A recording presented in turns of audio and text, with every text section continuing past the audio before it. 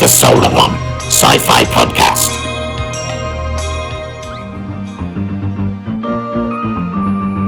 Where have you been all day, you old queen? Not so much of the old, you bitch. I've been trolling in Tesco's looking for somebody to fist. Any luck? Not a sniff, but I did see Russell Grant at the fruit counter.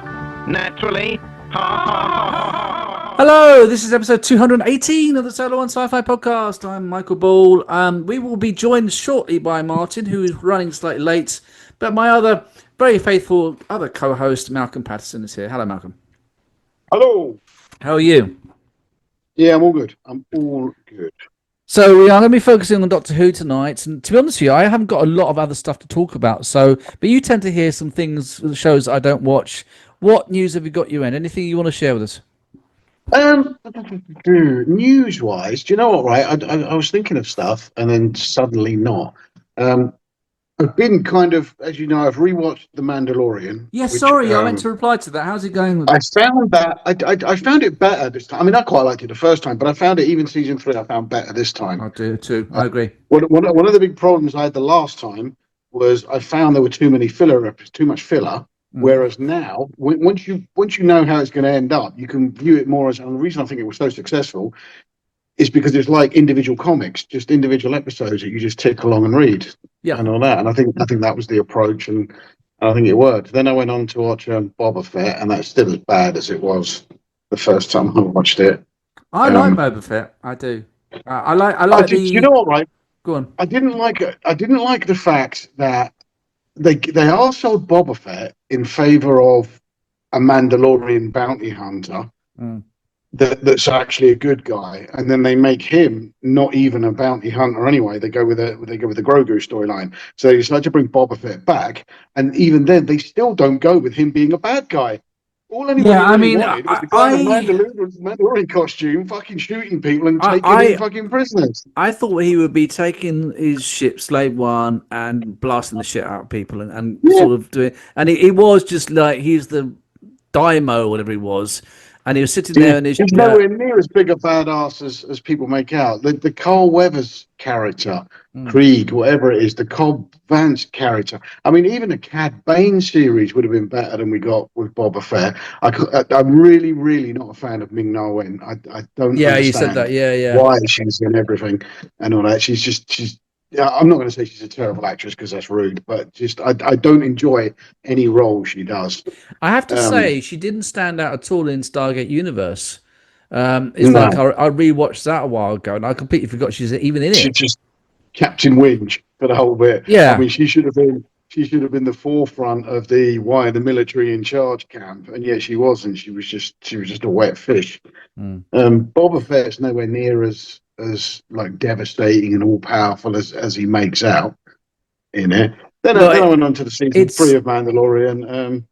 Then I watched Obi-Wan today, which again is not as bad as the first time I watched it, but it is still pretty bad. One bit that really struck me today, which I thought was really funny, was they make this big thing about we've hidden a tracker on board this ship. Wherever he goes, we'll know. And I'm sitting there thinking, you know where he's going. He's going to Alderaan to take fucking Princess Leia back to her mum and dad. Yeah. All you have to do is go there and wait. Just go there and wait for it to show up. Where he goes, come on, walks into the dining room, and Vader sat there. We would be honoured if you would join us. You know, that's all they really needed. I mean, thick as fucking shit. All of them. They're just unbelievable. But hey ho. I watched a show I kind of started with a few years back, and then I never carried on. So I've just finished watching season 1 of Stargirl. I don't know where that is. No, I've not seen that. Stargirl. So Stargirl is another DC. It was part of the DC universe of Henry Cavill and Ben Affleck and all that. Focused on the Justice Society of America are like a wartime or 50s, 60s. Superhero group. You see them killed off at the very beginning, and this is new kids going in to take over what they do. It's a bit kiddified, but it's all right. Doesn't matter. You can watch things which are more family orientated. I mean, I'm going to give the second and third series a go, and by all accounts, it was then cancelled, which is a bit of a shame. Yeah, I'm still trying to finish off the second season of Silo. I've only got 2 more to go, but I've just found that a real drag. I just can't bring myself around to It watch is a it. little bit ploddy. It is a little bit ploddy. I mean, I've kind of read up, and I know for the last episode, the last few minutes of the last episode are a bit of a mind fuck, to be honest. Oh, so But is I it worth? kind of Is it? now know I was going to say, is it it's worth worth looking forward watching. to? It's Yeah. just Okay. Okay. yeah, but it's just I now know what happens in the series and where it's going and all of that. But yeah, I quite enjoyed it. Yeah. The Okay. fact it was Rebecca Ferguson didn't hurt, obviously. Yeah, no, but it's just that she's always stuck in the other silo. Just get back. I was like, and it's just been plodding back and forth. And like, I don't know. I'm finding it a bit hard to go in. But I will finish it off. Fallout has just been confirmed. They're going to get a 3rd season of that now, which is interesting. Yeah, I saw that.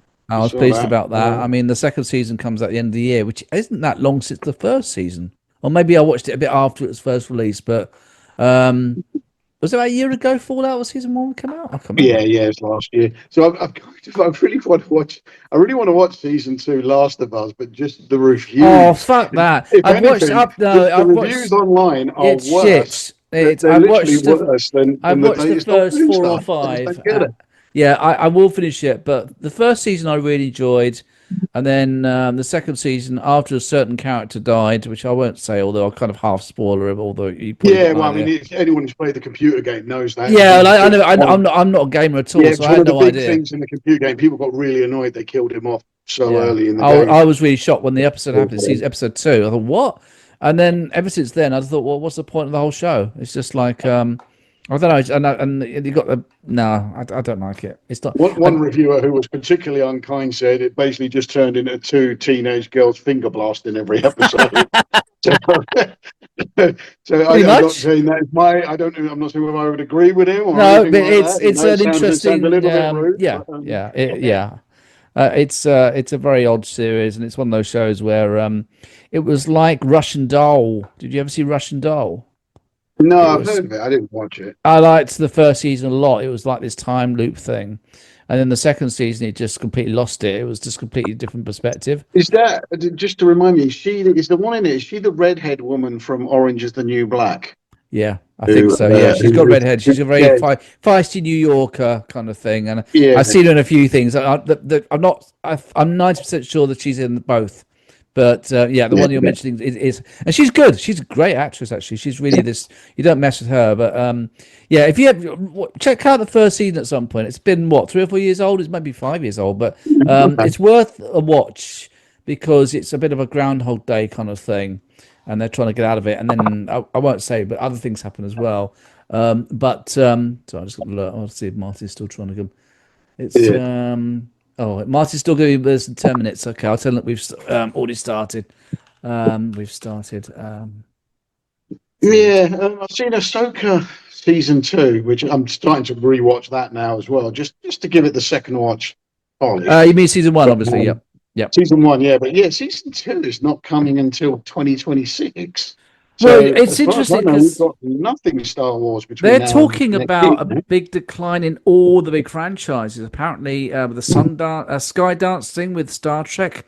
They, I mean, I obviously look at Jay on Star Trek and Chatakion, and he's saying potentially it could be that the stuff that they create will be completely diminished right down. We've got at least another 2 seasons of Strange New Worlds.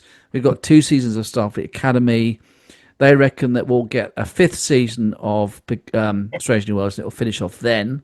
That'll be 50 episodes, which is pretty fair enough amount, for a prequel. So 2 seasons of a normal show. Yeah, compared to the old 26 episodes. Yeah, exactly. This is bizarre. Star Wars as well. They reckon that apart from Ahsoka season 2, the people, the powers that be, are going to be focusing more on Star Wars back in cinema. Films now, aren't they? Yeah, both. It's going to switch to films rather than TV shows.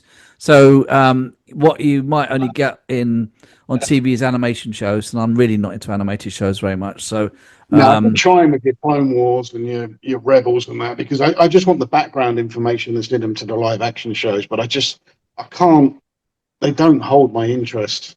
yeah, if I'm I honest. don't. I've seen all of Rebels and what was the other one? The main one? Clone Wars. Clone Wars, yeah, sorry. I mean, they're okay. I don't think I'd watch them again, but I just can't get into animated stuff. I've always had this mind block with animation. I don't know why. And I know there's a lot. It's like I will say again. I will say again. You must Rick get and over Morty. that. I know. I will one day. I will. It's so funny. But hey ho. But then, of course, I saw what was that? Lower Decks of Star Trek, and I really wasn't into that. The same team. That's what worries me. That's what worries me. It's absolutely genius level. Well, why was it so boring? Why Lower did we think Decks so? Why was Lower Decks so shit? Because I thought it was crap. I didn't find it funny once. Do you know what? Right, I think it's because Lower Decks is Star Trek, and you don't want Star Trek to be comedy. And the people who do like it, they love the in jokes, they love the in references, and all that. Rick and Morty. I get all the in jokes. I get the in jokes, but I still don't find it funny. It just doesn't. As you say, you know that they want to make a new Star Trek comedy series with that. Yeah, they want to make a sitcom, don't they? Yeah. I don't want to. I'm not sure they want to make one, or if one of the actresses has just suggested it would be a good idea. Sometimes these things, somebody makes a comment and it gets taken out of context. So you've got to be careful there. I know. But, I mean, I don't want that. I mean, they've even mentioned maybe a Star Trek horror series or something. Like, no, I just want. There are sort of like. They always try to bend the parameters in a franchise, and Star Trek has done quite a few bendy bits in recent years with all the stuff that Paramount Plus has done. But and Alex Kurtzman. But I really, the Strange New Worlds, even though it's it's got a mixed bag, it is more, people on a ship exploring, and yes, they have the musical episode, they have the whatever they're doing. But although a lot of people are saying that they want a lot more just ordinary stories, not these quirky kind of things, because you haven't got the episode number to cover it. You haven't got 26 episodes a season. See, in the first season, I loved the storybook episode where that to me felt like an actual Star Trek episode, because you would sometimes get that. We had a Next Generation one that's very similar, where the holodeck kept making the mask and all that, and it kept taking data over with various different personalities. So that did seem like an actual Star Trek episode to me, and I enjoyed it. Go to season 2, that fucking god awful sing and dance episode. I tell you, if I ever bumped into Joss Whedon, I'd shoot him in the face for coming up with a concept of a fucking song and dance episode, because every cunt wants to do one now, and it was shit when Buffy did it. Buffy is a brilliant series, and that one episode taints the entire fucking franchise. It's just nonsense. On Buffy news, though, Wee Lassie from Skeleton Crew is going to be the new Slayer in the new series, so I'm quite excited for that. Okay. That was another series, which Skeleton Crew. It was quite a good show. Even it wasn't brilliant, but it was quite enjoyable. And I loved it. Did exactly what it said on the tin. It was just a little fucking kids hijack a ship in space and do in the Star Wars universe. I thought it was great. I thought it was great. Yeah. So do you rate that higher than a lot of the other Disney Plus Star Wars series? I'd say it's better than Ahsoka, because Ahsoka was just the plot holes and nonsense and stupidity of it really, really fucking bugged me. It's probably better than Obi-Wan, because Obi-Wan was a tough sell trying to have the two of them meet again, but override the fact that they'd clearly not seen each other for a long time at the beginning of A New Hope and all of that. So that was difficult. So I think it's better. I found it more enjoyable than that. I definitely found it more enjoyable than Boba Fett. I definitely found it more enjoyable than The Acolyte. I'd say it was a different show to Mandalorian, to be fair. So would you rewatch The Acolyte if you're going through the other Star Wars series, or can you not face that again? I just don't think there's anything in it to rewatch, to be honest. I'm about to. I've just listened in my car. I listen to audiobooks when I'm driving to and from work. I've just done Jeremy Renner's My Last Breath, where he talks about the snowplow accident, which is very good. And then I'm just about to listen to the 4th book of Stephen Fry's Mythos series, where he talks about Homer's Odyssey. When that one's done, I should be listening to the Darth Plagueis books, because I really want the background to that. Everybody's been talking about it since The Acolyte, and I want to know about it. So the only thing to cut a long story short, the only thing I'd go back and watch on the Acolyte is the 15 nanoseconds of his hand You on actually the see him wall, at the end. just to see whether that definitely is Darth Plagueis. Yeah, they do say it is. They do say it is. Yeah, Yeah. yeah, it's interesting. And obviously, we're going to be focusing on the start Doctor Who thing. We can mention this because although it's not the main focus of the week, it is kind of linked. Did you see the trailer for the War Between the Land and the Sea? Yes, yes. Which What do you think of to that? be fair, right? Okay, to be fair, I watched it with no sound. I can't remember why, but I Okay. watched it with no sound, and it just looks god awful. There are even people saying that the main alien character in it, that bluish woman, they're saying like, oh, hopefully she's not a Silurian, or she might not be a Silurian because he's obviously changed it too much. The Yeah. shot you see of of an actual sea devil looks awful. It really Oh, does. I didn't see it. Did we actually see a sea devil then? There's two clips. One of it's kind of peeking out. It's kind of like a dragon head with big eyes, and it just doesn't look good. It really doesn't. And I know that the second appearance in Classic Who was the whole, their heads were all lopsided because they couldn't keep them up properly. Yes. But even that looked better than this. Hey, I don't want to keep harping back to Classic Who was better, but they looked more believable than this. Russell Tovey, I just think is a shit actor. I don't like to say that, but I've never seen him in anything. I've seen him in. I think he's a bit overrated. I've seen him in a few things. I've never been that impressed with him. Don't judge him at all. People are going, oh, he should be the new Doctor and all that. Oh no, there was even rumours that hit over a grapevine when people firmly got onto the thing of rewrites and that Ncuti Gatwa was leaving. There were even people saying that Russell Tovey would be the new Doctor, and he would be introduced in The Land and the Sea, and all that. And I was like, oh, fucking please no. Kate Lethbridge Stewart, I've never liked her character except in this last season, the episode with Conrad where she fucking gets a bit of a bitch on. I really liked her character in that, and if she's like that in The Land and the Sea, then it may have some potential. But other than that, I don't really like her. If I'm honest, the funniest thing when I finished watching Doctor Who, and I immediately went to Facebook, and when I turned on Facebook, the first thing that came up was just a huge big flash of WTF exclamation, and the comment the guy put was, it goes, I've produced less shit the last time I had food poisoning, was his comment at the start. I just thought that was fucking brilliant and literally summed up that episode. Well, if Martin's back soon, we'll obviously talk about it. I mean, I think what we'll do is we might actually stop in a minute and wait until he's back. But we'll because like I said, unfortunately he's running late. I mean,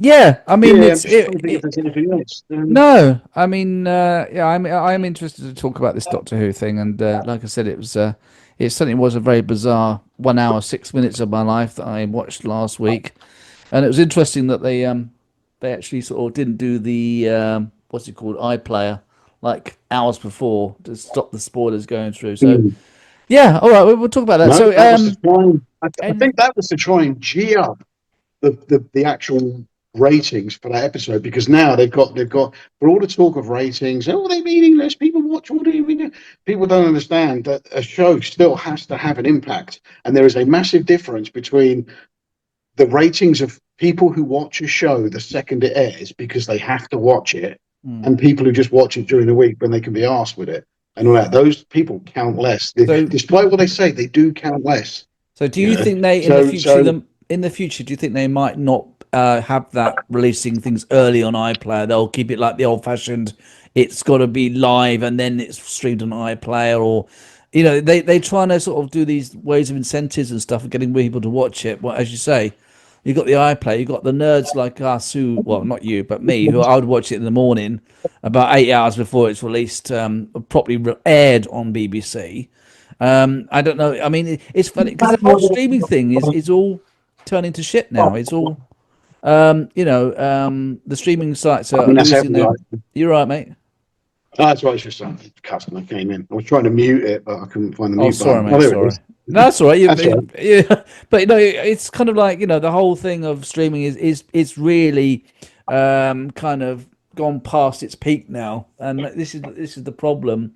But then people are never going to go back to live TV. So I don't know. It's a very sort of strange time. I've no idea in the future how it's going to be with media and how people watch things. the thing with it is that there will still be like, so for instance, on Paramount, say when Strange New World, when they've released a new episode on let's call it a Thursday night at 7 o'clock, the people who watch between on Thursday night at 7 o'clock to 8 o'clock that watch it like literally as it's been released carry more weight because they had to watch it there and then than anyone who watched it Friday week later on. It will still be views that are counted, but they count for less because it's not must watch TV anymore. People would the thing about Doctor Who is it will still be they're always going, oh, it's like third on the thing there, but people are still watching Britain's Got Talent rather than watching fucking Doctor Who. Then you had a football match, huge ratings plummet. Yeah. And then Eurovision Song Contest, it goes back up again. It does. That sends a fucking message. It really does. Going, oh, but those people just catch up with it later in the week. No, that's not what you're seeing with that. That's telling you. It's the basic telling you. It's telling you that they're not into it. They don't want to see it. They're turning over or turning off. It has to be. Yeah. And this is why I think that Ncuti was at one point considering being in the third season, and he was on an interview with somebody. What's that Irish guy? I can't think of his name. Oh, Graham Norton. Graham Norton, and he said that they were gearing up to film the third season, and then it was cut.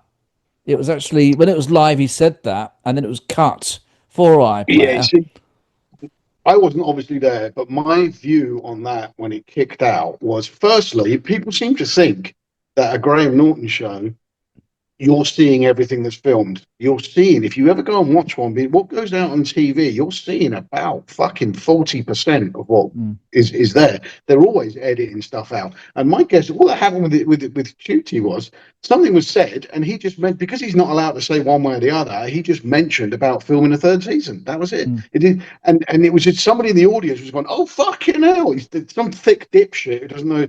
Took it out of context because they're so fucking stupid, immediately tweeted it around the fucking world, and it was something that was a comment that would probably been edited out anyway, to be honest.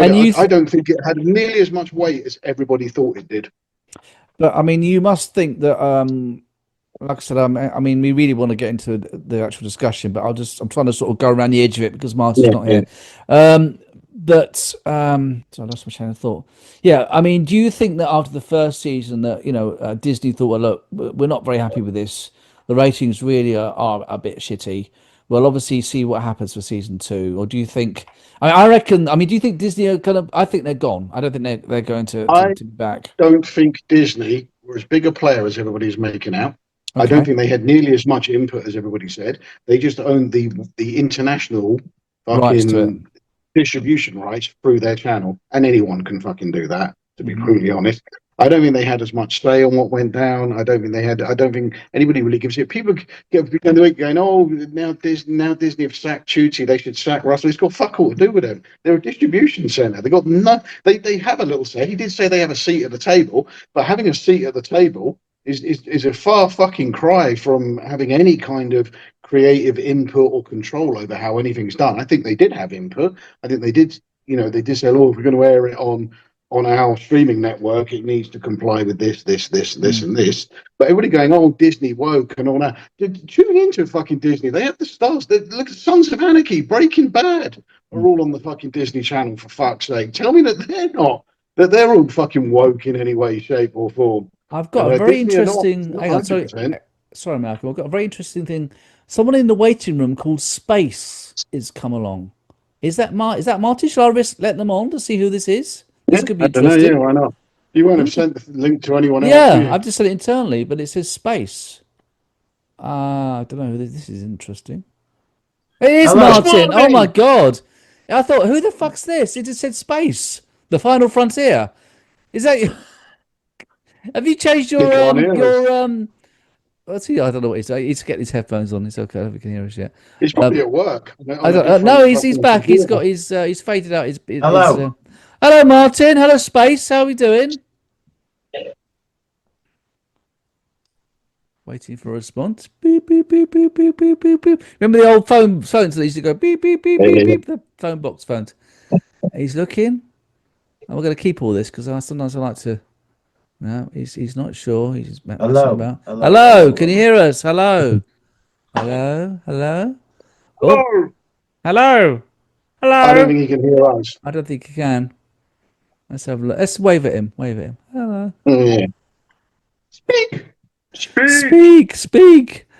All right. Well, Marty's in the background. Yeah. I mean, like I said, it'd be interesting to see whether the BBC, as you say, if the Disney doesn't have as much clout as people have suggested, then it may well be that whatever happens, whether Russell T Davies will continue, or whether they will. Hello. Hello. No, he's not gonna. I tell you what I'm gonna do at this point. I think this would be a good point. We're gonna put up a pause at this point, and we'll have 10 minutes to reset ourselves, and then we'll be Yeah. back for the full review. I think. Let's just see any more. One more chance of Martin. He's not there, so we'll be back in about 10 minutes. Okay, Malcolm. Yeah. All right. No worries. I mean, no, 10 minutes for us, not for you. We're going to be right back now because it's all the editing and all this sort of stuff, which is really boring for people who are watching. Don't want to talk about. We'll be right back. Here we go with our focus of the week. Here we go. It's the Solar Sci-Fi focus of the week.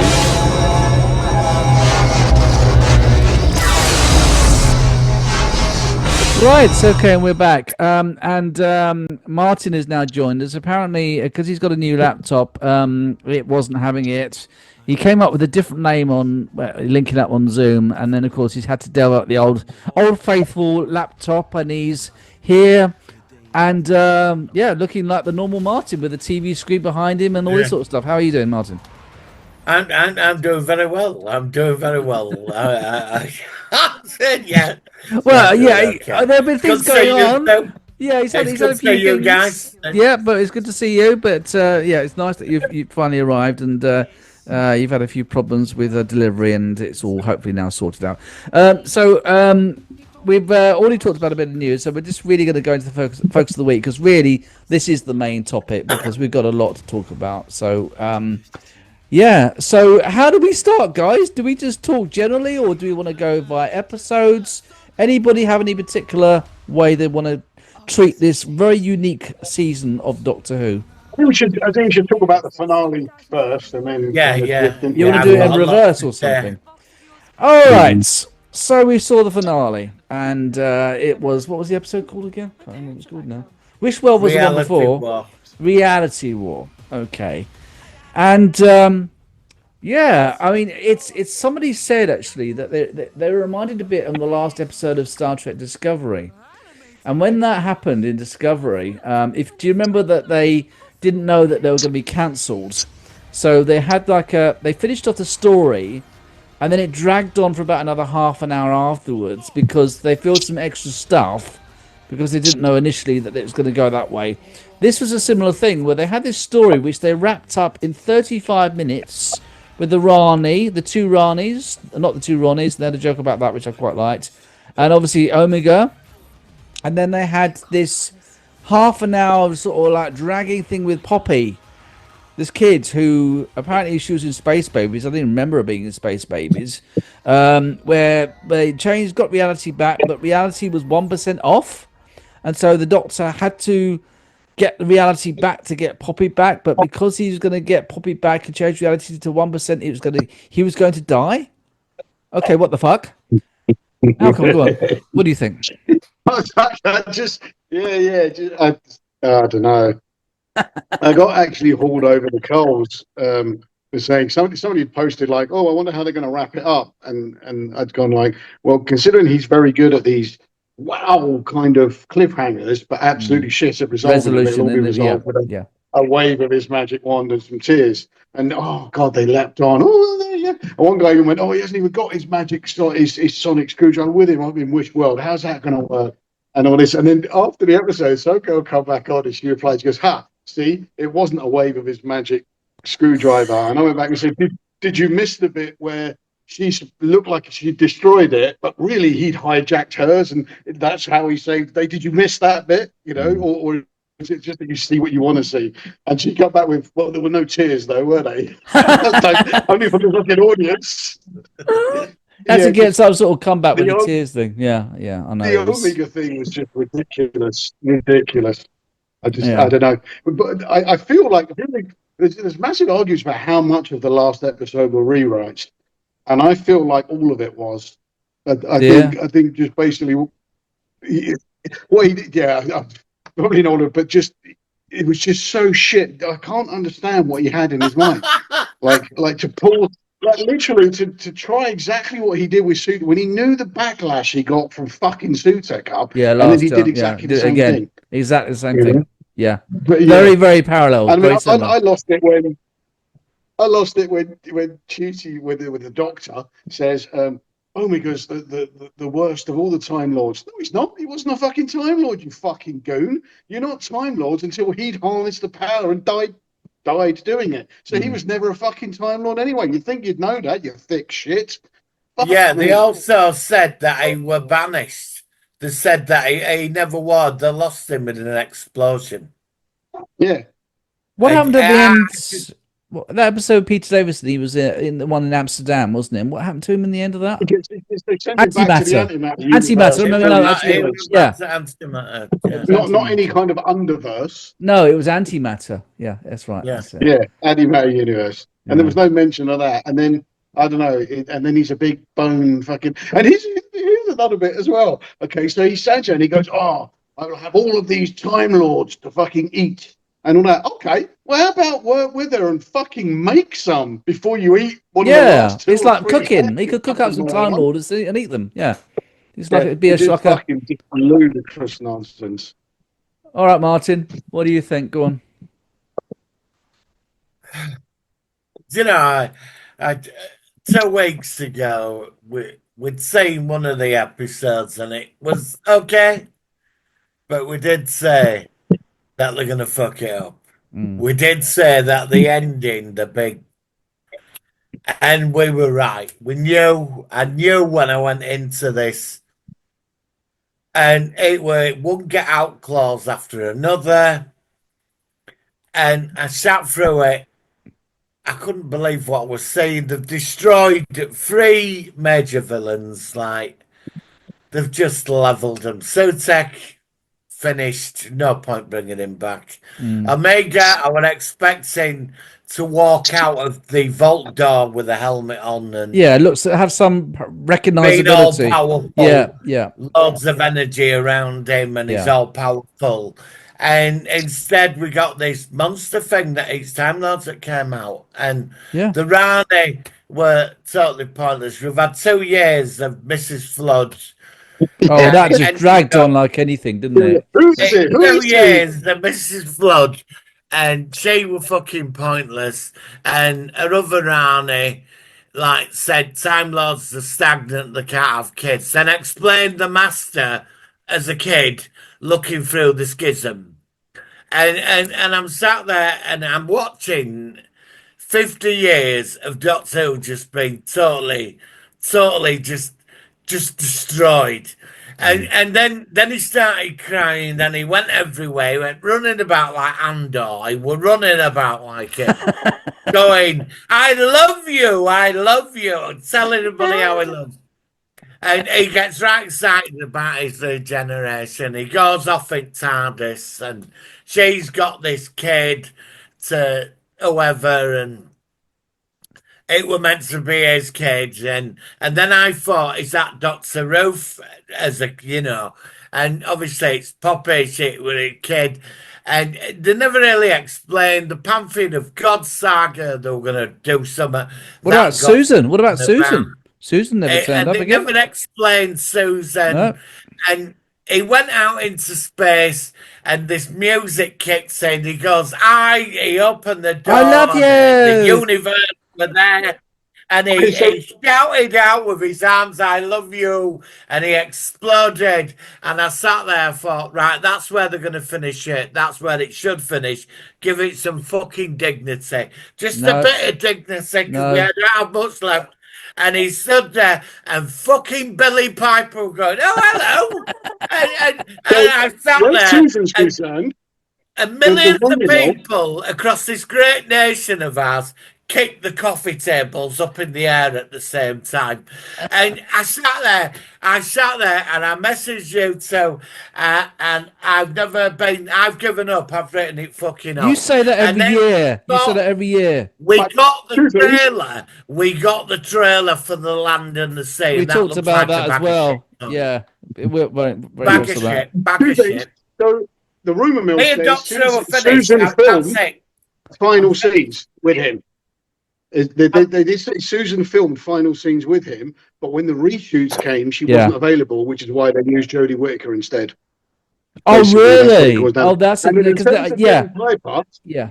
what I don't, this is what I always think where you seriously don't read the message I send you, Martin, because I told you he was regenerating to Billie Piper earlier in the week.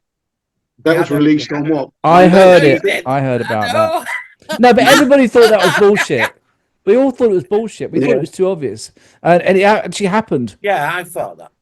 It Yeah, I actually didn't happened. think they'd do it. I genuinely I- think where you've got Mrs. Flood, I genuinely think last year he had no fucking idea who Mrs. Flood was. He was just putting this character in at the end of every episode to make everybody go, woo! And it got to the end of the season and it wasn't resolved because he had no fucking idea. He did not know who she was going to be. And then he spends the rest of the year reading everybody's socials, listening to what people are saying, trying to fucking get an idea because he hasn't got one in his own fucking brain. It wasn't actually. Finally True. settled on, okay, I can't do the master again, much as I really fucking want to because I have to. So he went with the Rani, who was basically the master anyway, because the complete change of character, she was the master. Missy was more the Rani than the master, and fucking the Rani is more the master than she was the Rani. Fucking, well, the guy's an absolute cunt. So you get to all of that going on. And then he finally has to resolve it this quickly because he literally can't. He's stolen the ideas, but he doesn't know how to fucking resolve it because he's a shit, useless fucking dickhead writer. And he has been since fucking 2005. Go back and watch the episodes that he himself wrote in 2005. He was a fucking useless prick hack back then. And this whole bit with Billy, where everybody's going, oh, it's going to be this. He doesn't fucking know. He wrote that last week. Put it on to film Chucked it on. Put it on to the fucking. He's got no idea. He's got 2 years now to try and think. Well, who the fuck is she supposed to be? And he'll fuck it up as well. No, hopefully they're gonna look. Russell T Davis, if you're watching this, I'd just like to say, can you please fuck off, right? Yeah.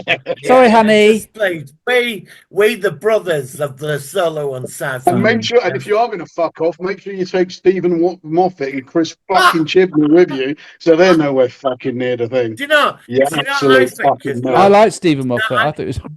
I didn't mind You know him. that you might not agree What's with the it. You reason know that the fucking sonic regeneration thing. screwdriver is some magic wand?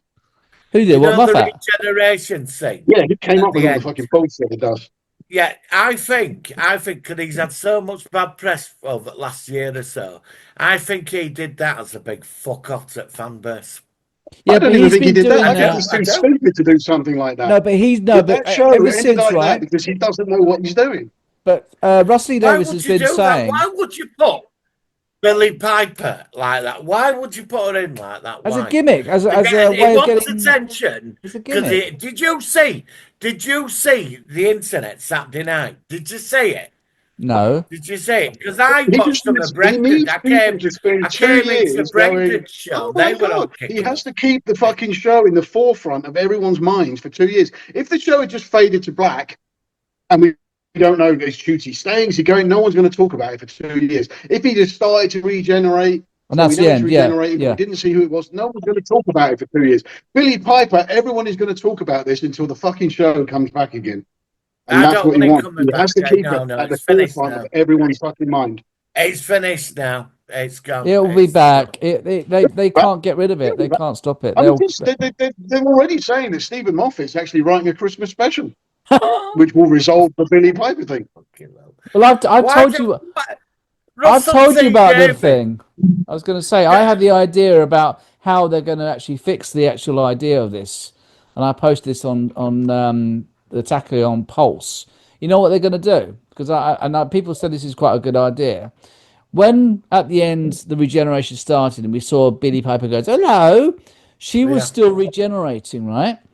And at the regeneration as it started, you saw that the energy hit the TARDIS console, right? The TARDIS console, if you remember, Billy Piper opened into up it. the eye of the heart of the TARDIS, and she kind of had this sort of link with the TARDIS. Bad And Wolf. what I reckon, Bad Wolf. What I reckon is that this is like an intermediate kind of stage where the Bad Wolf of the TARDIS has kind of reflected with the Doctor remembering this character, and it's like a temporary shell. The regeneration can't finish because this is the first regeneration since the bi-generation. And so the only way I think, and I really think this is going to happen, to sort out the whole mess is you're going to have to get David Tennant's 14th Doctor back in an episode where they're having an adventure, and eventually they have to, they split with Ncuti. They've got to somehow come together, if you pardon the expression, and then become the next Doctor kind of thing. I just think it's going to be something to do with the bi-generation causing some anomaly with this. I know it's not. I'm not explaining it so well. It's better to put it down in writing. But I think that David Tennant will be back at Christmas next year, and this will get all the people watching it again with Jodie Whittaker, the two people, and then they'll have a new Doctor who will probably be hopefully a man. You could even, they wouldn't, but you could even, using that sort of similar plotline, you could even literally reset the show back to Jodie Whittaker's regeneration into David Tennant and claim that from that moment on, like loop it round, was toy maker bollock. Yeah, everything was a toy maker bollock, and just bring back fucking. So erase the 15th Doctor then. Erase Ncuti completely. You could do a Dallas. In the shower all alone. That's a There's similar already a thing. picture going around Facebook of Peter Capaldi with the towel on his head, having just stepped out of the shower. That's doing the rounds at the moment. Obviously, I just think they could have had so much potential, like the villains, and they turn Omega into this thing, and I'm sat there thinking, what? That's not Omega. Why aren't they walking out with a helmet on, being all powerful? And the other thing now, he could just summon up regeneration energy and restore reality, firing energy beams out of his hand now. Let's get a quick fix. There's a space fleet. I'll just summon up regeneration energy. Well, how are we pronouncing this? Is it Omega? Because he pronounced it about 15 different fucking ways in the episode. So what are we saying? Is it Omega like it used to be, or is it now Omega? Which is what when I watched the film with Tom Heston, I always call it the Omega Man. Yeah, he's Omega. Right. Or Omega. Omega is kind of how they pronounced it back in the day. But now is it an American thing? Is it in America they say Omega and we say Omega? I don't know. If you imagine, there's an episode of classic Battlestar Galactica where Starbuck gets done for murdering one of his companions. No, that's not him. The guy on the flight deck in the blue suit. His name is Omega. They call him Omega. you can't say that's now. The American pronunciation. We always call it Omega. Do you think the last 2 years has been a waste of space? Yeah. There were shining lights in this season. There were some okay. Yeah, this was better season. This was a better season. Yeah, splashed it away. There was one or two things I can't deny that. The Rani was never better. The Rani is only parallel to Romana herself as being capable of carrying her own TV series. The Rani, a planet of people that she's come to care about in danger. So she goes off doing amoral fucking experiments and shit to try and get a cure for her fucking people. Any series like that could have worked, except they brought this shit fucking wannabe master bullshit and then had her fucking eaten 2 seconds later. And some people were saying, why didn't he eat the fucking Anita Dobbs one? Yeah. That really is shit.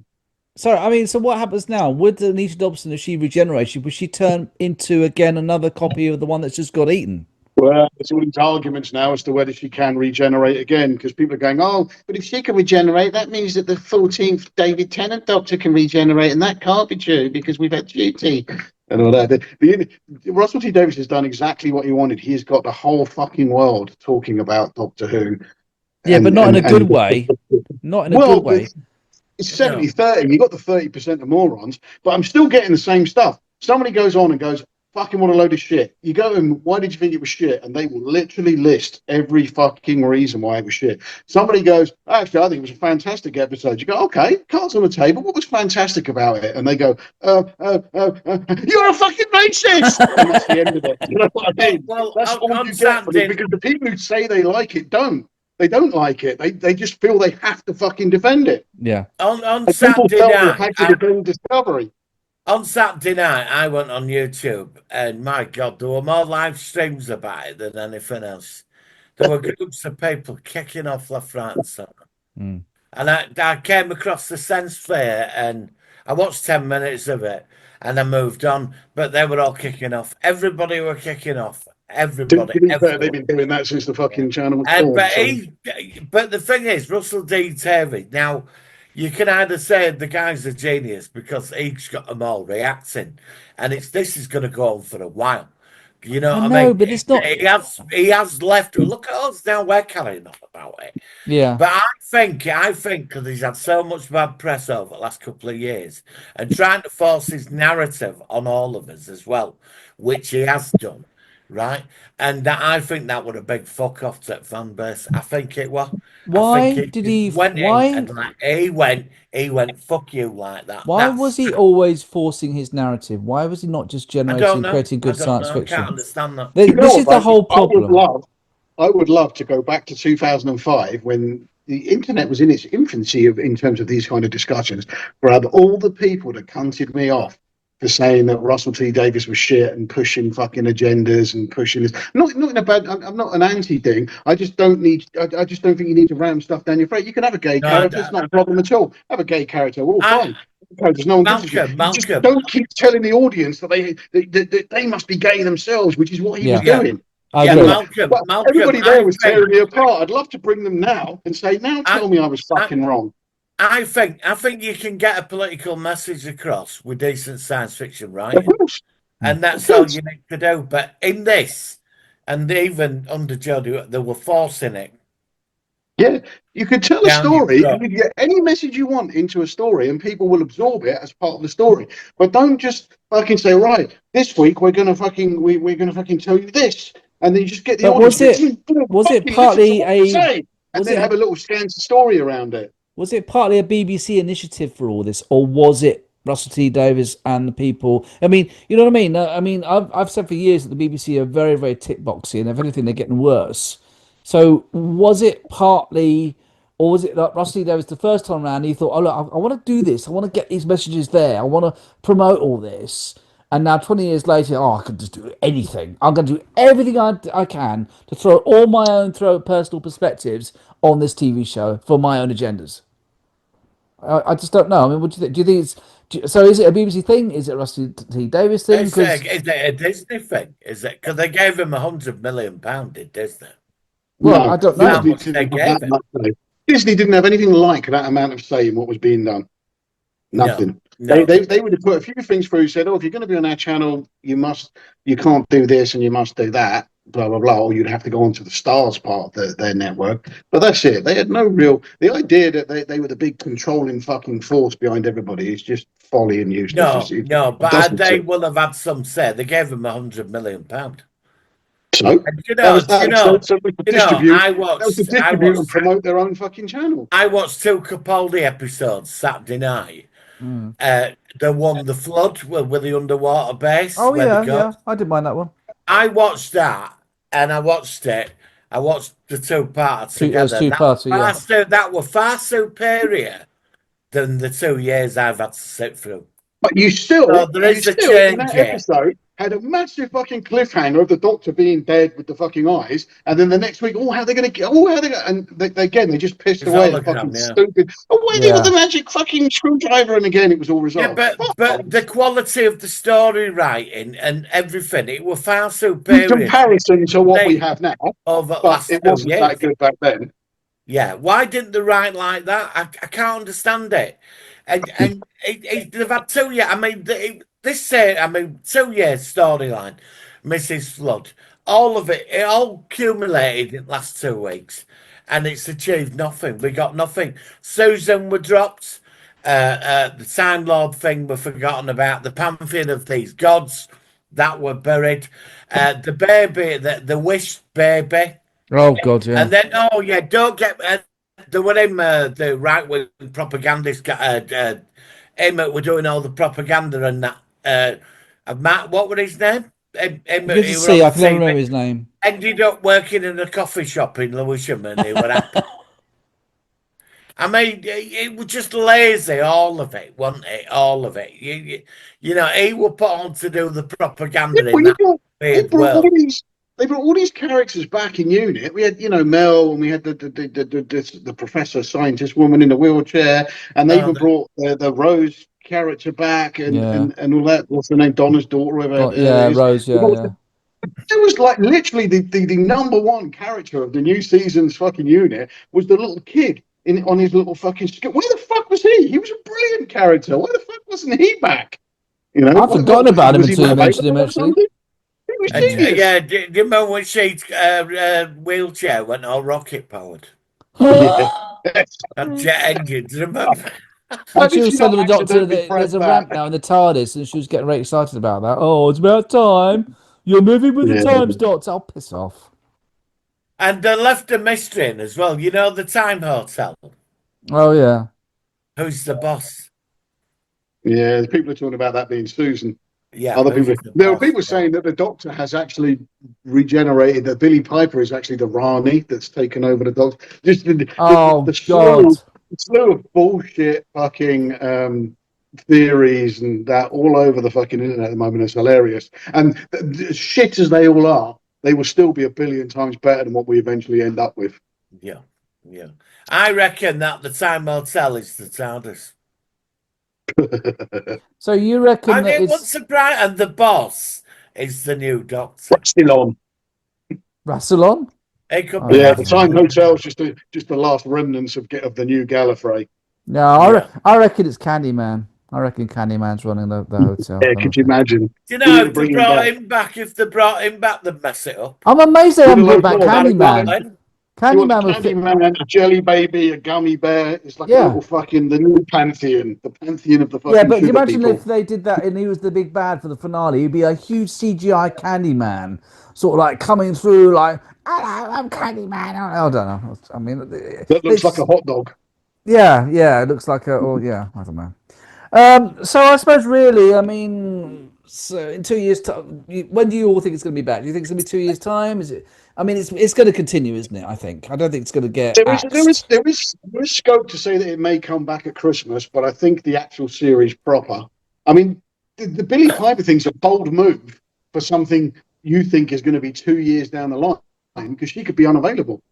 You know, she's not going to keep her fucking diary open for 2 years down the line. If but does that indicate then that maybe it's not going to come back? That she just did this because she knows I think it's going to come back earlier than 2 years.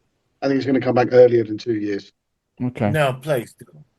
Please don't. If only in like a Christmas special, where between now and Christmas they're busy recruiting their new fucking Doctor, and then we'll get a Christmas special that introduces the new Doctor. Do you think they've got time to film a Christmas special before? I mean, they should do because it's still like 6 months away or whatever. But I mean, from what I've heard, if they do film the next episode, it would be the Christmas special, not this Christmas, but the next Christmas. I don't know why it takes a year and a half, but it seems to take that long for them to do these things these days.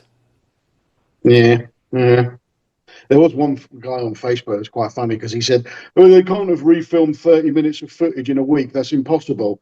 And I was like, "Really? Have you never been to see like a 30-minute episode of fucking Blackadder or something being filmed? It's done in 4 hours. Yes, they do reshoots later on and there is post-processing, but that's 4 hours. The idea that they can't refilm 30 minutes of a Doctor Who episode inside a week and edit it all for to run is you're talking bullshit, mate. Of course they fucking can. They can make a fucking entire movie in fucking 4 weeks. Yeah, but it's the special effects though, isn't it? That's what slows it down. And also the special effects are being done. If I put my arms out now and say I love you both, right? Will you make me regenerate in the special effects? Oh, I could try.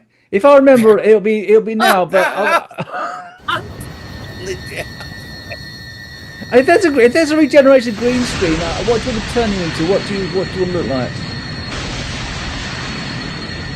I don't know.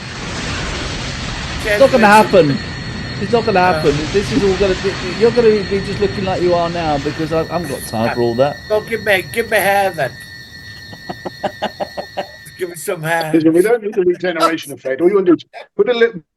You just want to put a little bit of sellotape on this eye, down like that, and get a little white kitten and a big back chair. Just go, aha, Mr. Bond, I've been expecting you. All right. So, what do we rate this show, this season out of 10? Then, so Malcolm, what would you give this out of 10? Up until the last two-parter, I would have given it as high as 6. But the sheer albatross factor of that bullshit at the end, I've got to drop it down to 0. It was I can't give it any more than that. It was absolute bullshit. The investing time, effort, and money of anything in the last 2 years of this fucking show has just been an absolute waste of fucking time and effort. Okay. All right, Martin. I've been doing this for quite a long time now. I've never gone 0, but I'm gonna go with Malcolm. I'm gonna give it a 0. So this is because of the whole last episode that the whole season is a 0. Yeah, because the massive drag factor of how bad the this drag was. factor. Everything he did, all the stuff that he did leading to just the shit off. It just no. A 2-year storyline that went absolutely nowhere, and it achieved nothing. They spoiled 3 characters that are iconic, and after the shit show Saturday night, I am sorry, but 0. At the moment, me and Doctor Who are totally disconnected. You say that every year, Martin. You've said that to me for 6 years. Well, of course I'm going to watch the next lot, but I always say there could be hope, but after what I've seen over the last 2 years, I've just not seen. I think it's time to put it away for about 5, 6 years. Okay, all right. I'm going to give my vote as well. I was going to give it a 6, but fuck it. I'll give it a 0 as well. Go on then. Make it 2 zeros. Fuck it. It is. Come on. I mean, I'm really trying to be positive, but it has been shit. It's been. Would you have it in the collection? To be a completist, yes. Yeah, I agree with that. I've got every episode. To be a completist, I agree with that. So I would. But I don't want it after Capaldi. That's it. I don't want them. Well, maybe I've never gone back to a Jodie Whittaker episode. Never. I have. And if anything, it's watching her after the dross we've had for the last 2 years. It's a lot better. I think my favourite episode of hers was the Flux, the Christmas special. See, the Flux I've never watched. It's the only Who I've never watched. I keep Very good. I get to about the 2nd episode and I can't do anymore. It's about 8 episodes, isn't it? Or 6 episodes? Yeah. I get as far as a little Sontaran bloke in the war hospital. Oh yeah. And he just We'll try it. Try it at some point. It's funny with Doctor Who. I mean, I've literally just the other week it was the 20th anniversary of my marriage. And that was just when the first season of Doctor Who was on with Christy Eccleston. And we were it was really big. And also that was just when the Revenge of the Sith came out as well. And that was massive. All in sort of May 2005. And then you think of like Star Wars with the Acolyte that we've had. And you see a Doctor Who with Hi Honey as the Doctor and running around and it's like, fuck it. It's really, it's a real shame that, they've taken a lot of these wonderful franchises and flushed them down the toilet, and I think it's I don't know why. So your opinions on the spin-off series, The Land and the Sea? It looks like boring shite. I don't know. It just doesn't look very interesting. I wasn't that. We talked about this before you came on. We were a bit underwhelmed with the trailer. That's what I. Yeah, because when I saw that, it popped up after the episode on iPlayer. It did, yeah. And I watched it all for, right, and I looked at it, and I thought the trailer, it offered, there were no, it was just that actor dude who's quite famous, that fella, I forget, it was him running about and being like forlorn and this fish chick stood there like who were blue. Is that our character's name? Fish Chick. Well, I call Hello, this I'm Fish Chick. I'm from below the sea. Go on. Yeah, this fish chick, and obviously you could tell there were like some kind of he's going to get off with her, and there's going to be some sort of race war fish chick people, But as I understand it, all we're getting is so we've had the Silurian episode that was just them battling and then killing them all, and then we had the fucking Sea Devil episode, which was just the exact same storyline, but with Sea Devils this time. Then we got the third one, which was both of them, where the Sea Devils had now been reduced to fucking foot soldiers, fucking Silurians. Then they brought the Silurians back in New Who, and that was terrible. One of the worst villain. I mean, all of the classic characters they brought back have been fucking appallingly bad, but that was one of the worst. And then now we're just basically going to get the same storyline rehashed and dragged out over fucking 8 episodes, and the fucking Doctor's not even going to be in it. It just I don't see it. So have the fish chick people always been there then? I don't know. I assume whether are they Silurians or Sea Devils or another. Well, they didn't look like him. She was look like blue fish. I don't know. I don't know. I will watch it. We'll review it, and we'll probably underwhelm it. You get 2 quick flashes of like a kind of a big-eyed dragon. So basically, you know what the Silurians look like before they took their mask off. Yeah. In the new series, it kind of looks like that, but with a more elongated kind of face, and he's just ducks his head up over the water. I'm sure. Watch it again. I haven't seen it. I only gave it a quick look the first time. All right. So so this woman might not even be a fucking Sea Devil. We don't really know. Just a fish chick. Well, I'm going to wrap up now because I'm out of nearly time for Zoom. So thank you guys. There's one film I'm going to check out. I don't know whether you two want to review it. Have you ever seen Millennium with Chris Christopherson? Yeah, I covered that, and I made a documentary about it. Do you want to review it? It's terrible. Well, I know that I've not seen it. Yeah. How come would you be up for that? Have you seen that? Yeah, maybe I've never seen it. Never heard of it. It's on YouTube. Do you want me to send you a copy? Yeah. Yeah, all right. Find it on YouTube. Okay. Yeah. Okay. It's an unusual film. Is that it? It was very big on VHS. But then I just saw a trailer for it, and I thought, you know what? I've never seen that, and I thought I'm going to give it a go. Have you never seen it? Never seen it. It's an unusual film. It bombed at the cinema big time. And I heard that's what it's actually a top 10. When it came on VHS, it sort of fluctuated, and it's actually, when I made this, could have been a classic about it, and people said, "Oh, I remember that." It's not a bad film. All right. Not a lot of people have heard of it now. It's they'll hear about it in 2 weeks' time when we do the next review. So as we've got less than a minute, I'm going to shoot off, guys. Thank you very much. 2 weeks after that, I'm going to renew my my want to review Sleeper with Woody Allen. Okay, sounds cool. Brilliant. Okay, we'll stay in touch, guys, and we will see you in 2 weeks' time on the Solo One Sci-Fi podcast. Live long and prosper. Bye. Welcome to the Deep Dive. Our mission today, well, it's to unpack a pretty interesting stack of sources. Specifically, we've got this audio recording. It captures a really free-flowing discussion among some quite passionate science fiction fans. Yeah, and our goal here is to pull out the most, interesting bits, the nuggets of knowledge and insight from their conversation. They were talking all about recent TV shows, movies, mostly in the sci-fi and fantasy space. Think of this as your shortcut, really. Mm-hmm. A way to get inside some strong opinions, some very strong opinions, and the key talking points doing the rounds among viewers. About the big players, Doctor Who, Star Wars, Star Trek, plus some other popular shows they've been keeping up with. It's definitely a candid snapshot, isn't it? Yeah. Shows you what's hitting home with this particular group of pretty dedicated viewers, and maybe more often what really isn't landing for them. Okay, let's dive in then. Let's unpack this. So where did the source material kick things off? Well, they started off with a sort of broader look at the current TV and movie landscape in general. Gave us some context before they really got stuck into the main event. And quite a big chunk of that initial chat was on Star Wars, specifically the Disney Plus stuff. Right, Star Wars.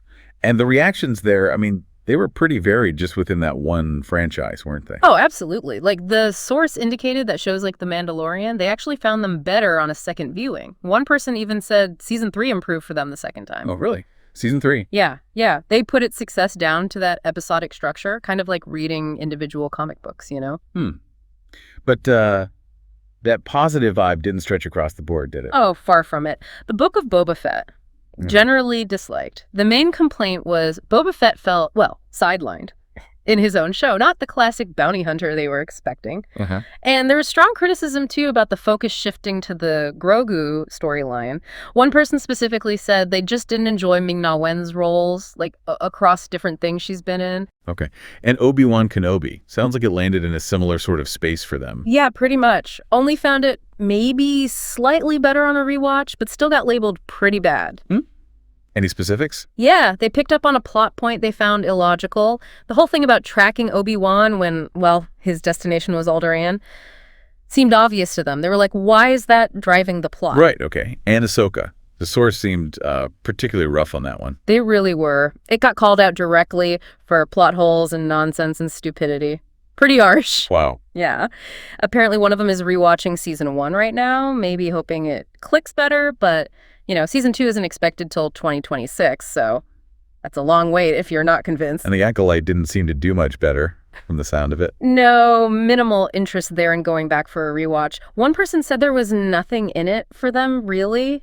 The only point they mentioned was seeing this, like, brief glimpse of what they thought might be Darth Plagueis' hand, which, interestingly, made them plan to actually read the Darth Plagueis' book to get some background.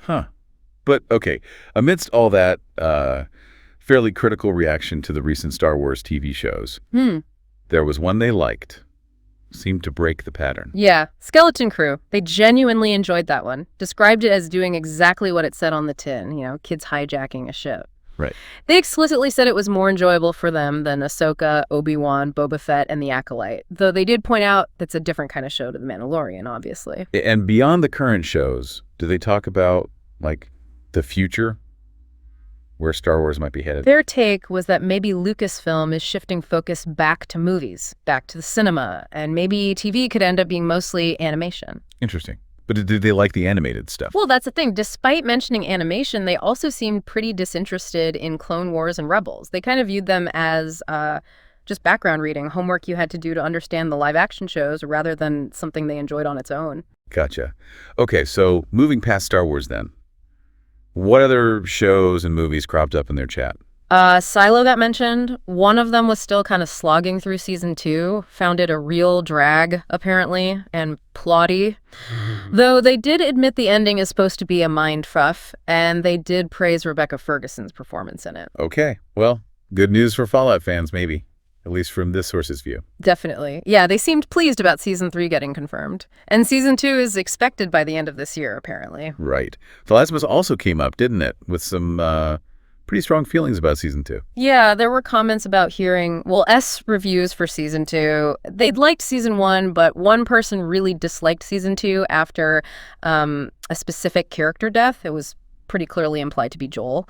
And the source even quoted a reviewer who was incredibly harsh about the focus shifting to the 2 teenage girls. So it really highlights how negative that plot direction landed for some viewers. Russian doll, that was in there too. It was. Like season 1, you know, the time loop idea, but felt season 2 just completely lost it, changed the whole concept, the perspective.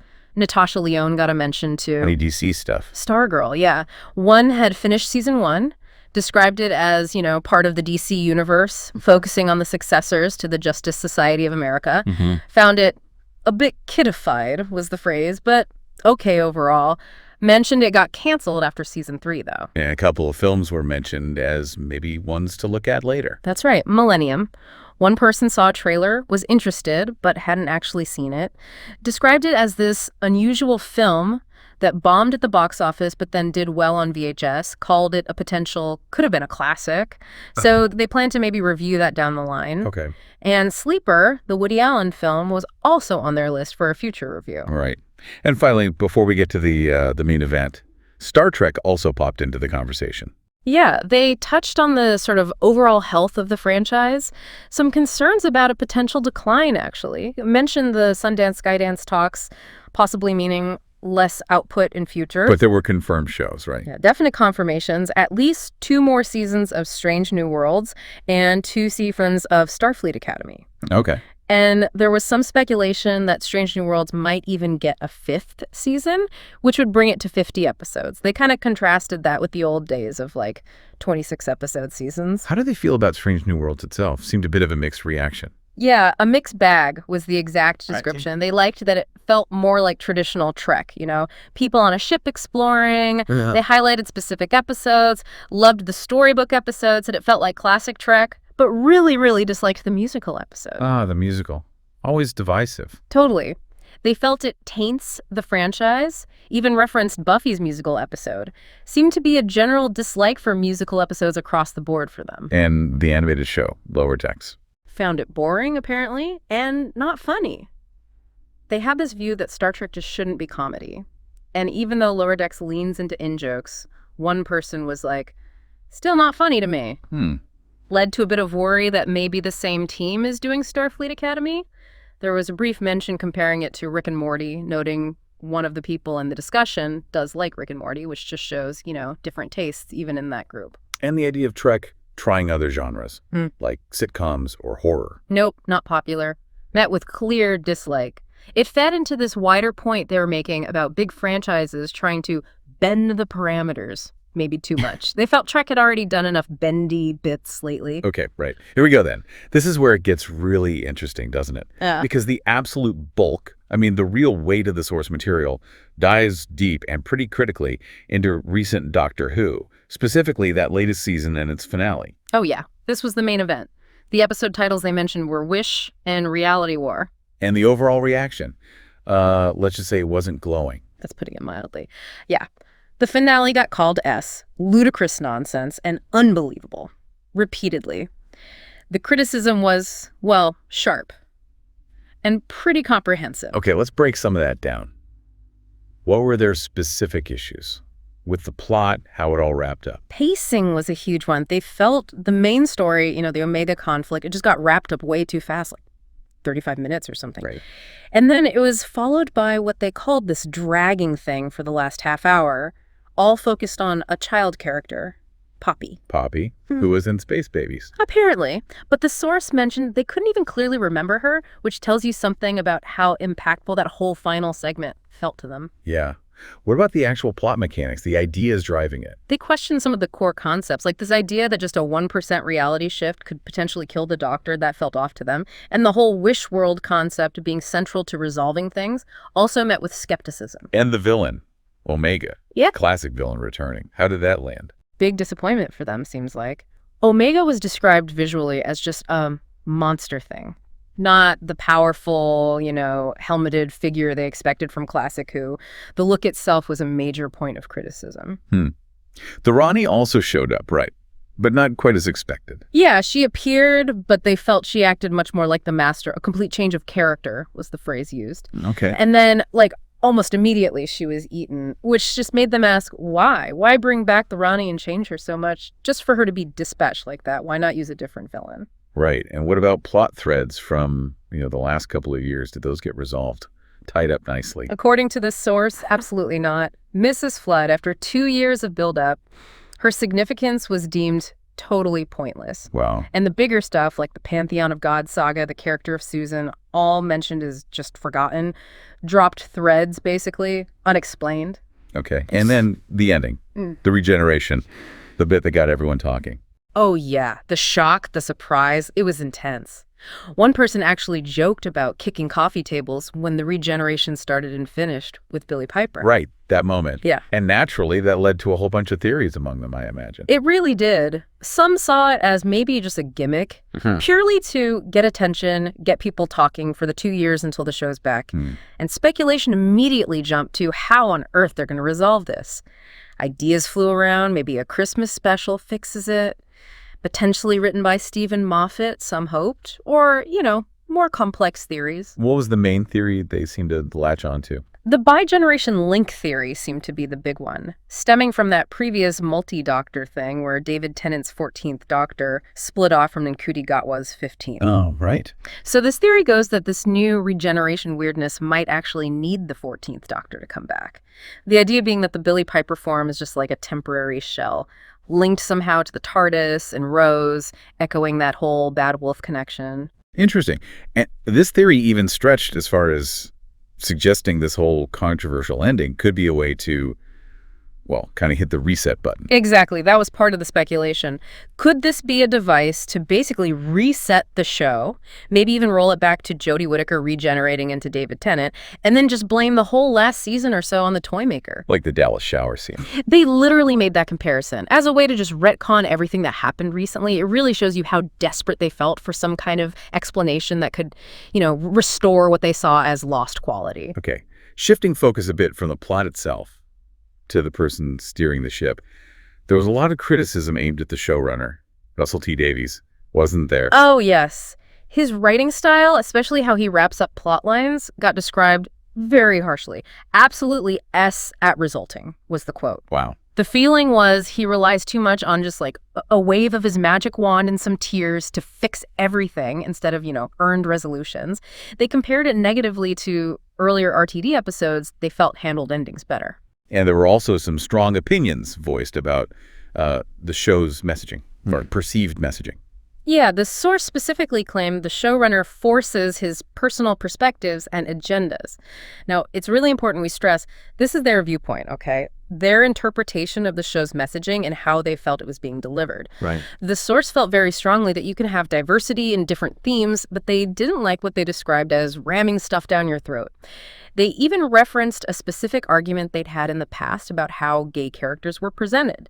So it highlights the sensitivity, maybe not to the themes themselves, but to the perceived way they were being presented. Got it. And how ideas were handled more generally. There was a pretty pointed accusation thrown out there that he steals ideas from fan discussions, from social media, because, and this is a direct quote again, he hasn't got one in his own F brain. That's reflecting some deep frustration there. Yeah, clearly. The conversation also touched on more practical things too, right? Like ratings, the iPlayer release strategy. They did. They talked about releasing episodes early on iPlayer, saw it basically as an attempt to artificially G up ratings, pump up the numbers. And they had strong feelings about live viewing versus catch-up. Very strong, yeah.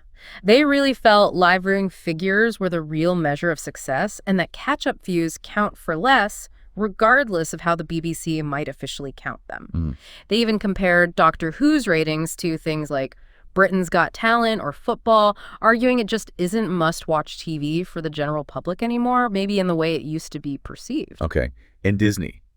Their involvement is always a big topic. That came up too. It did, yeah. The source discussed Disney's role, based on the big funding figure that's out there, the $100 million, and the fact they handle international distribution. But what was their interpretation of Disney's actual influence? Interestingly, their view is that Disney had surprisingly limited input.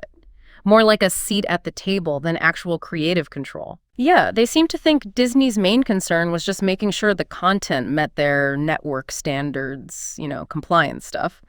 The source actively pushed back against the idea that Disney was this big controlling force or somehow responsible for any perceived woke content. How did they argue that? Well, they pointed to other shows Disney distributes, like Sons of Anarchy or Breaking Bad, arguing those clearly aren't woke. So Disney wasn't pushing that kind of agenda across the board. That was their read on the situation anyway. Okay. So pulling all those specific criticisms together. Yeah.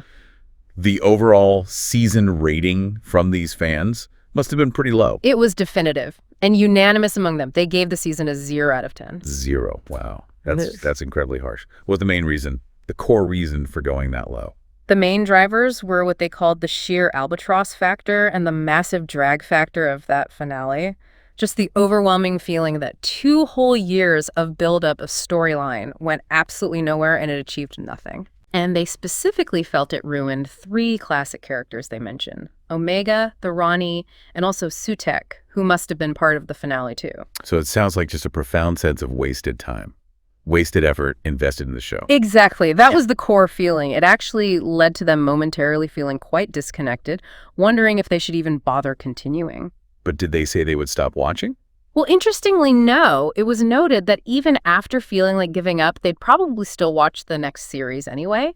That loyalty, even through intense frustration, that's quite telling, isn't it? Yeah, it is. Did they look back at other, maybe more recent eras for comparison? They did. The Jodie Whittaker era got a mention. One person noted that rewatching some of those episodes, specifically mentioning the Flux Christmas special, positively actually felt a lot better compared to this recent dross, as they put it, though they admitted they didn't generally revisit that era much. And the Capaldi era. Any specific comparisons there? Yeah, they brought up a specific two-parter, an underwater base, maybe before the flood or under the lake. They held that up as an example of much stronger story writing compared to the last 2 years, even though it also had a big cliffhanger, which just led them to be confused, really. Why isn't the writing quality higher now, given these examples from the not-too-distant past? Right. Okay, looking ahead slightly, they also talked about an upcoming spin-off, The War Between the Land and the Sea. They did, and the reaction to the trailer they saw, decidedly negative. Oh, dear. Yeah, described as underwhelming, boring shite, and even god-awful, especially apparently when watched with the sound off. And the look of it. The alien designs. Criticisms there, too. Specific things like a bluish woman character and a shot of a sea devil peeking out were just deemed not good. Worse than the classic designs, according to them. Okay, and the potential story, what were their fears there? They seemed worried it would just be a retread. Another Silurian Sea Devil story, potentially involving a fish chick and some romance, maybe, with the Sea Devils reduced to just foot soldiers. And importantly, the Doctor isn't even in this spinoff. Right. Finally, then, the source material also mentioned a few other theories. Speculation doing the rounds among fans. Yeah, they rattled off a few, like who is Mrs. Flood? Is she Susan? Is she the Ronnie? Who's the boss at the Time Will Tell Hotel? Susan again. The TARDIS itself, the new Doctor, even Candyman got thrown in there. Candyman, okay. Yeah. And that other theory that the Billy Piper regeneration isn't the Doctor at all, but actually the Ronnie, having finally succeeded in taking over the Doctor's body. Wow. Lots of speculation driven by that ending. So, okay. What does all this really mean? We've done this deep dive into one specific snapshot of fan opinion, covering a really wide range of current sci-fi. Well, it's clear, isn't it, that for this group anyway, there are some major frustrations bubbling up, especially with how these huge, long-standing franchises, Doctor Who, Star Wars, Star Trek, are being handled creatively right now. We heard criticisms about, well, everything. Plot, character pacing, even the perceived messages within the shows. Yeah, and we've seen how very specific choices, like a really controversial finale ending or the way certain themes or, perceived agendas are presented, how much that can really impact the audience's perception and spark just intense debate and endless theorizing among the really dedicated viewers. And it does raise a pretty important question, doesn't it? Especially now with these massive franchises dominating everything and online fan discussion being louder than ever. As creators try to navigate these really complex, long-running stories, how much does that passionate audience reaction, all that noise from online communities, how much does it really influence the creative direction they take? And maybe more importantly, even when creators do seem to listen or react to that feedback, does it actually lead to outcomes that satisfy those most deeply invested, most passionate fans in the end? Something to think about. Definitely something to mull over. Yeah. Until our next deep dive.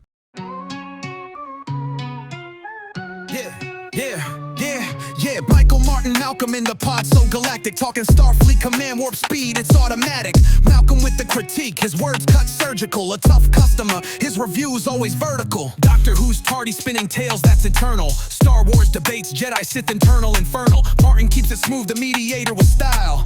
Michael hates Batman, his ranting goes for miles. Solar One in the zone, where the nerds all connect. From galaxies afar to time loops that intersect. Michael Martin, Malcolm with their voices so distinct. Beam me up, Scotty, pour another sci-fi drink. Michael goes savage, claims the bat ain't legit. A cape and a mask, to him it's kinda counterfeit. Meanwhile, Martin's the balance, eases all the tension. But Malcolm drops a roast session at every convention. Is Star Trek better, or maybe Star Wars Prime? And what about the Daleks hunting foes across time? Malcolm's critiques hit heavy, sharper than a saber. Opinions fly wild like lasers, they never waver. Sci-fi debates with a touch of chaotic flavor. Michael's hot takes don't do Batman any favor. Martin chill like hot, steady like the Force. Malcolm critiquing hard is the show's main course.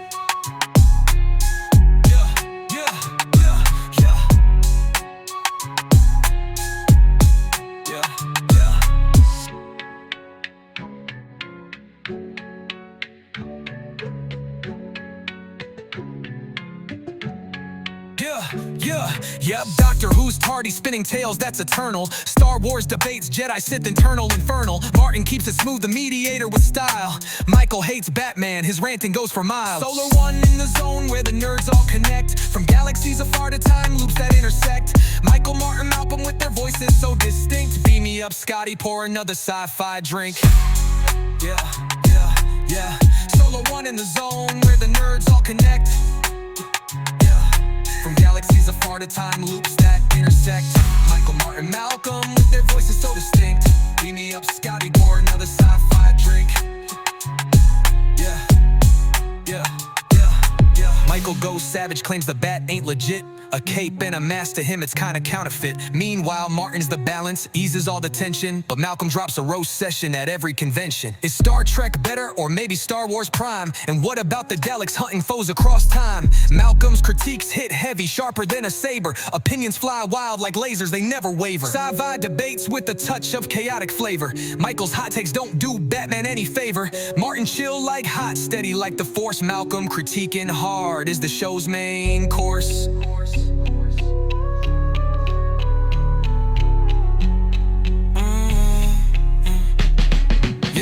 Yeah, is Star Trek better, or maybe Star Wars Prime? And what about the Daleks hunting foes across time? Malcolm's critiques hit heavy, sharper than a saber. Opinions fly wild like lasers, they never waver. Sci-fi debates with a touch of chaotic flavor. Michael's hot takes don't do Batman any favor. Martin chill like hot, steady like the Force. Malcolm critiquing hard is the show's main course.